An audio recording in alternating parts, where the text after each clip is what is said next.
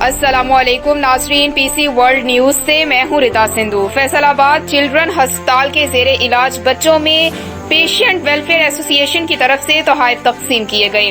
اس موقع پر medical superintendent doctor بچوں، چیئرمین ضلعی زکواۃ کمیٹی رانا جاوید اشرف، صدر association Chaudhry Sarfraz, additional m s doctor Abid, d m s doctor Asif اور ایسوسی ایشن کے دیگر عہدیداران بھی موجود تھے۔ مہمانوں نے چلڈرن ہسپتال کے تمام وارڈز میں جا کر زیر علاج بچوں کو تحائف دیے اور ان کی جلد صحت یابی کی دعا کی۔ صدر ایسوسی ایشن چوہدری سرفراز احمد نے کہا کہ بچے ہم سب کے لیے یکساں اہمیت کے حامل ہیں، جن کی دیکھ بھال بھی ہماری مشترکہ ذمہ داری ہے۔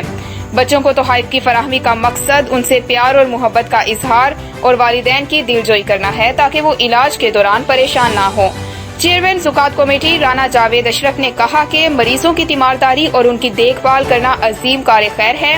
مریض بچوں سے شفقت کا اظہار کرتے ہوئے ان کے والدین کو حوصلہ دیا۔ میڈیکل سپرنٹینڈنٹ بچوں نے پیشنٹ ویلفیئر ایسوسی ایشن کے عہدیداروں اور دیگر مہمانوں کا شکریہ ادا کیا اور کہا کہ بچے قوم کا مستقبل ہیں، ان کی صحت برقرار رکھنے کے لیے تمام تر وسائل بروئے کار لا رہے ہیں۔